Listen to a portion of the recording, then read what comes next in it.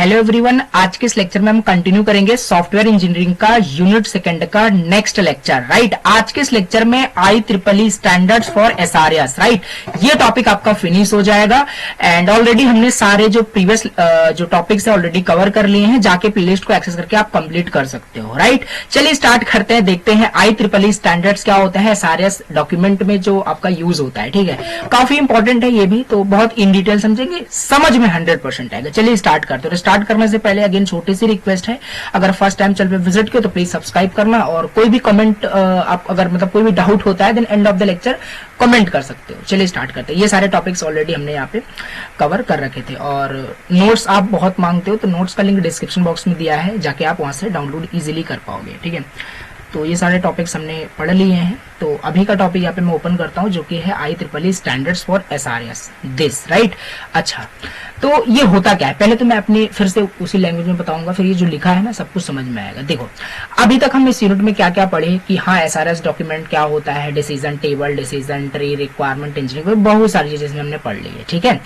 तो बेसिकली जब भी हम SRS डिजाइन करते हैं, मतलब जब भी हम क्रिएट करते हैं, मैं आपको पहले ही बताया था इस यूनिट के अंदर हमें यही समझना है कैसे एक बहुत ज्यादा बढ़िया, बहुत अच्छा SRS हमें तैयार करना है। क्यों? क्योंकि जब भी हम सॉफ्टवेयर बनाएंगे तो हम SRS को ही प्रेफर करते हैं, SRS को देखकर ही सॉफ्टवेयर को डिजाइन इंप्लीमेंट करते हैं। राइट, क्या होता है सब कुछ मैंने बताया था। तो यहाँ पे ना हमें पढ़ना है IEEE स्टैंडर्ड। क्लियर हो रहा होगा नाम से, कुछ स्टैंडर्ड है सॉफ्टवेयर रिक्वायरमेंट स्पेसिफिकेशन डॉक्यूमेंट को क्रिएट करने के लिए। अभी मैं कुछ भी नहीं पढ़ रहा हूं, यहाँ पे जो लिखा है ऐसे ही इसको समझते हैं, ऐसे ही पढ़ते हैं। ठीक है, अब यहाँ पे SRS को जब हम क्रिएट करते हैं, SRS डॉक्यूमेंट जब हम बनाते हैं तो वहां पर हम कुछ स्टैंडर्ड को फॉलो करते हैं। अच्छा, एक एग्जाम्पल देता हूं।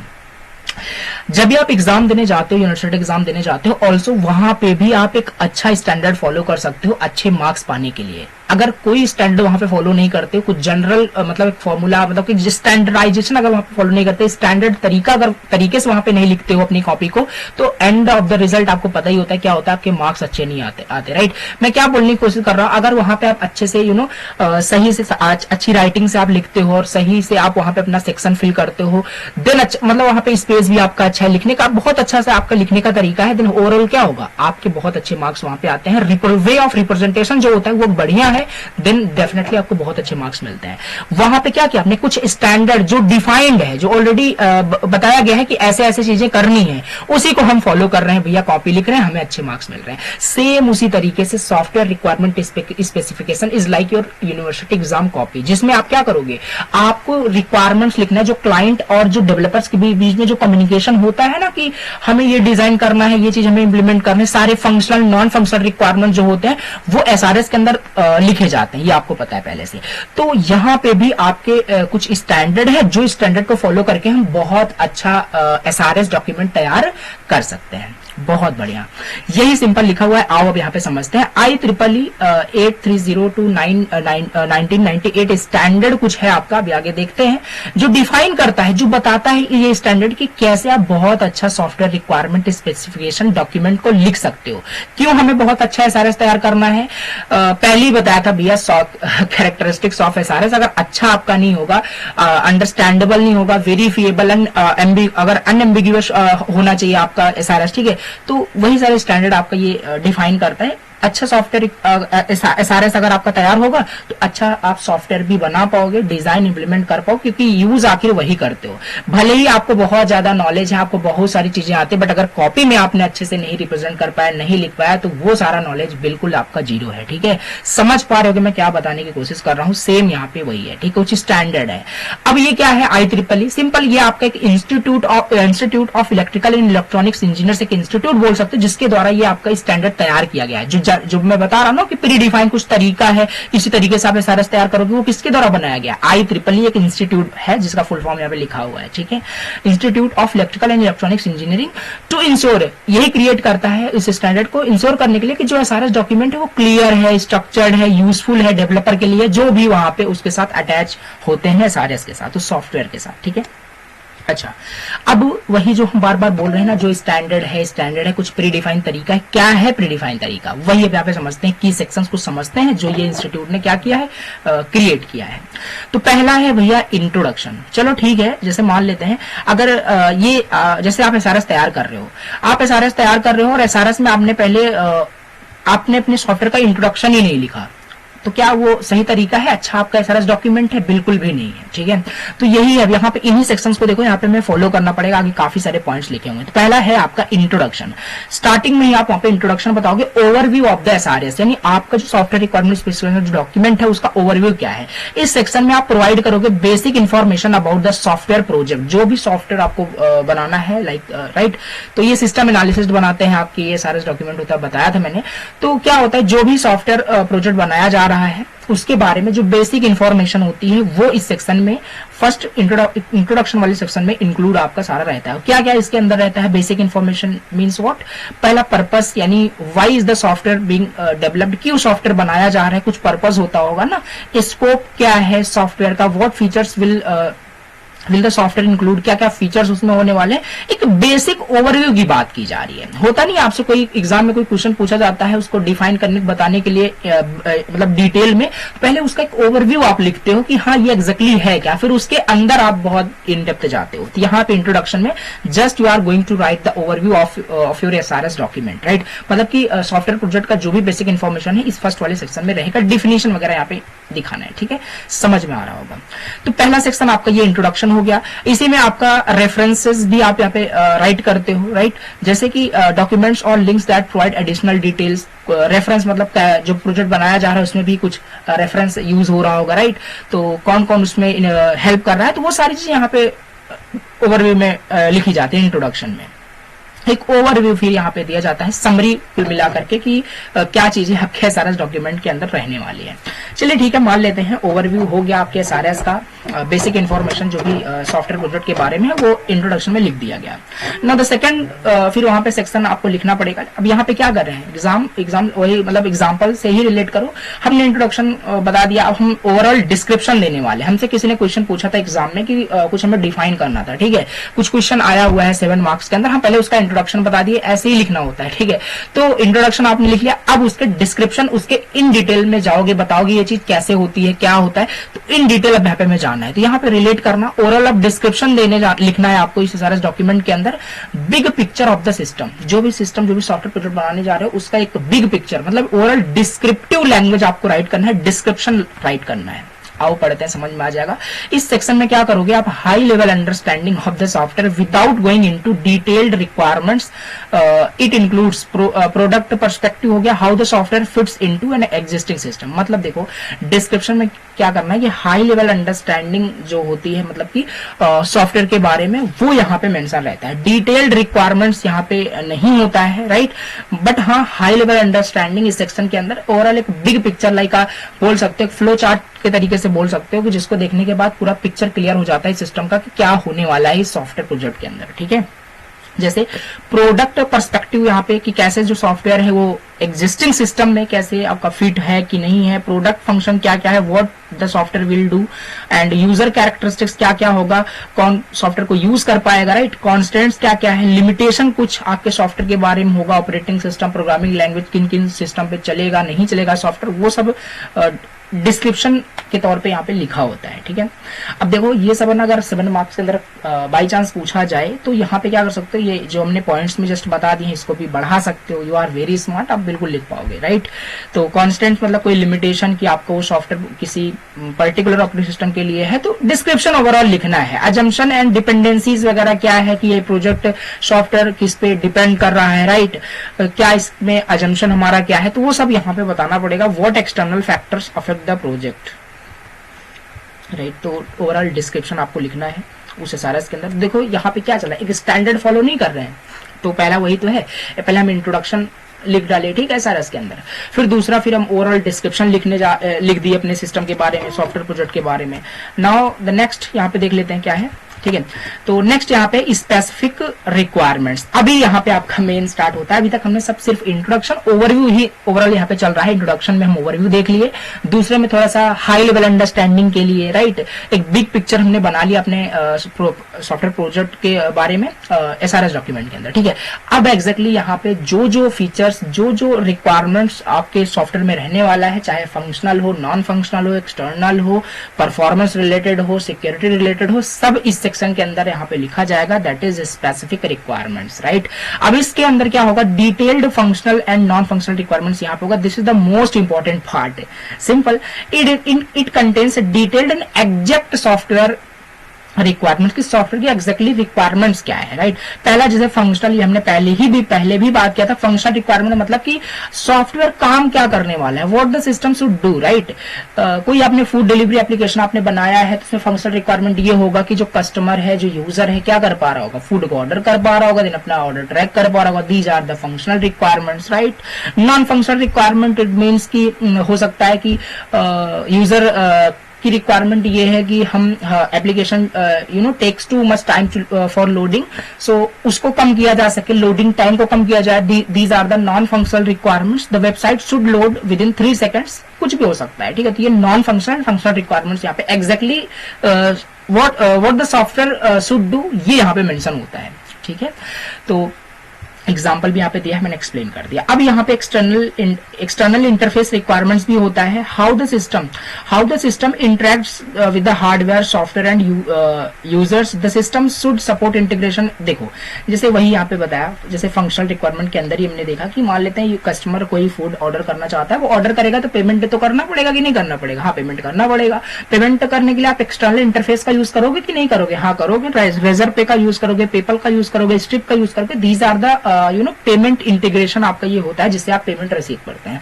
तो ये सब एक्सटर्नल इंटरफेस रिक्वायरमेंट भी वहां पे बताते हो कि हाँ पेमेंट के लिए। ऐसा नहीं होता है कि वहां पे अजम्पशन ये हो जाएगा कि वो ये सब प्रॉब्लम हमने देखा था प्रीवियस टॉपिक के अंदर कि हम पूरा क्लियर एंड कट इन्फॉर्मेशन पूरा वहां पे एसआरएस के अंदर राइट करते हैं। ये हम अज्यूम करके नहीं चल जाते कि ये चीज डेवलपर खुद इंप्लीमेंट कर देगा, राइट। ऐसा नहीं होना चाहिए। तो सारी चीजें वहां पे मेंशन की जाती हैं, क्या हार्डवेयर, क्या सॉफ्टवेयर, क्या क्या चीज वहां पे यूज होने वाला है। जैसे कि आप पेपल यूज करोगे, रेजर पे, तो डिफरेंट चीजें। एक्सटर्नल इंटरफेस रिक्वायरमेंट भी वहां पे बताई जाती है इस तीसरे सेक्शन में, स्पेसिफिक रिक्वायरमेंट्स के अंदर। With the functional and the non functional requirement के साथ एक्सटर्नल इंटरफेस रिक्वायरमेंट भी बताया जाता है। बहुत बढ़िया। अभी यहाँ पे हम नेक्स्ट देखते हैं परफॉर्मेंस रिक्वायरमेंट। हमने एक्सटर्नल इंटरफेस रिक्वायरमेंट देख लिया।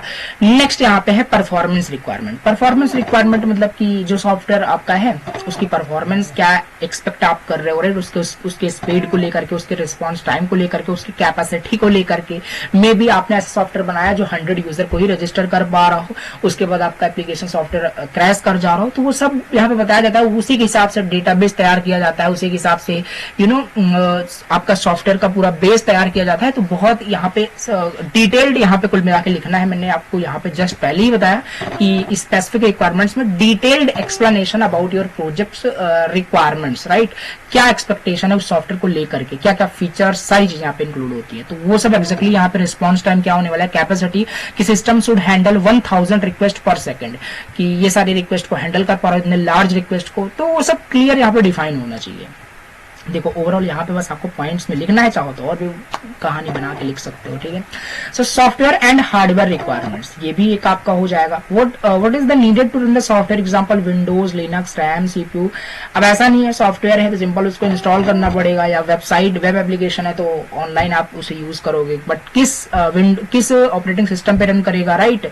कितना उसके लिए मेमोरी की रिक्वायरमेंट होगी आपको सॉफ्टवेयर को यूज करने के लिए, ये सब भी बताना पड़ेगा वहां पे एसआरएस के अंदर, राइट। डॉक्यूमेंट के अंदर लिखना पड़ेगा, आपको बताना पड़ेगा, वहां पे मेंशन करना पड़ेगा सॉफ्टवेयर एंड हार्डवेयर रिक्वायरमेंट्स क्या क्या है आपके सॉफ्टवेयर प्रोजेक्ट को यूज करने के लिए, right.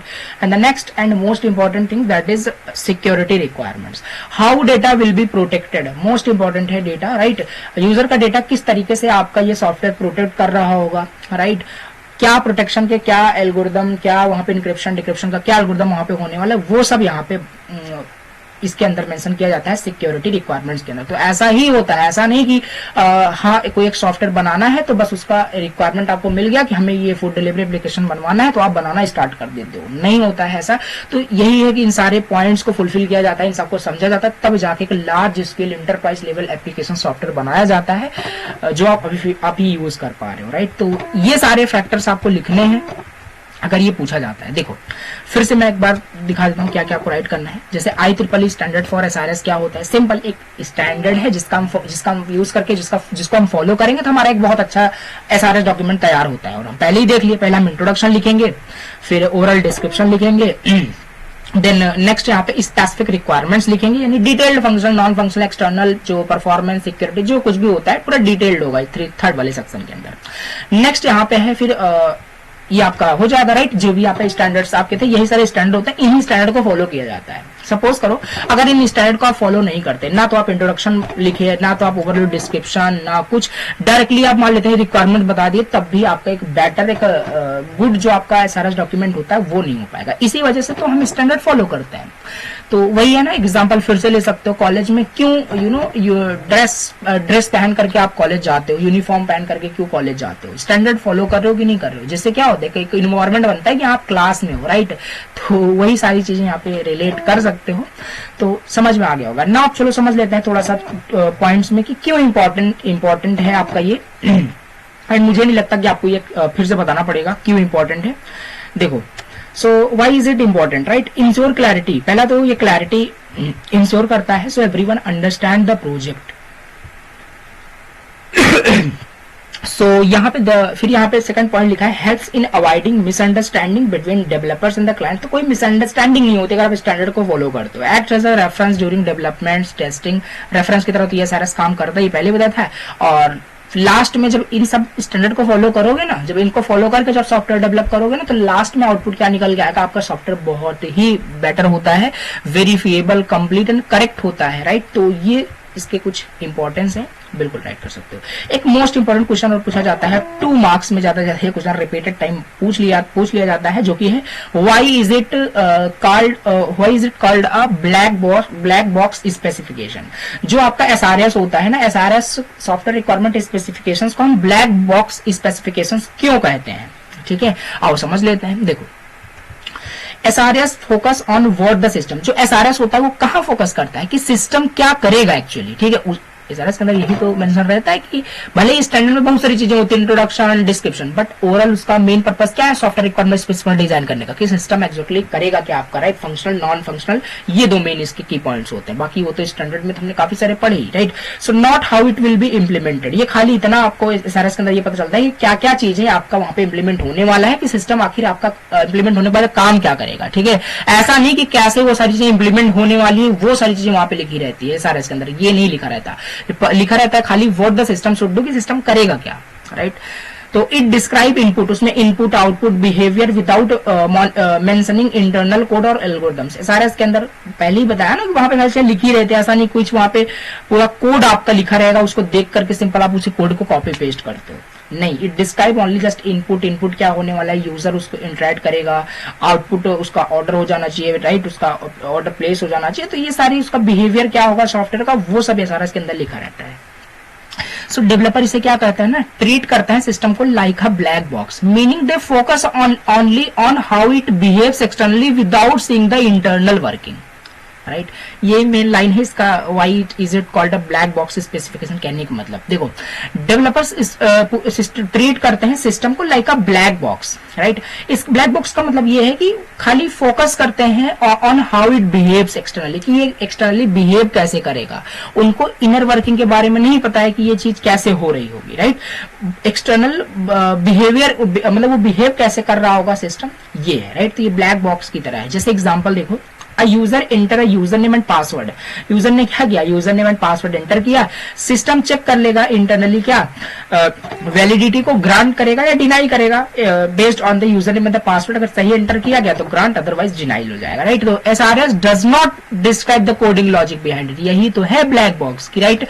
वो इंटरनली वर्किंग यूजर को नहीं पता है, बट इंटरनली वो वेरीफाई करेगा, चेक करेगा, वैलिडेट होगा, फिर ग्रांट या डिनाई होता है। तो यही है ब्लैक बॉक्स, की यूजर को कुछ पता नहीं है इंटरनल वर्किंग के बारे में, राइट। उसके बस बिहेवियर के बारे में, एक्सटर्नली वो कैसे बिहेव करता है, ये उस पर फोकस करते हैं, राइट। तो ये ब्लैक बॉक्स की तरह ही होता है। बस समझ में आ गया होगा, ये एग्जाम्पल लिख दोगे ये आपका हो जाएगा, ठीक है।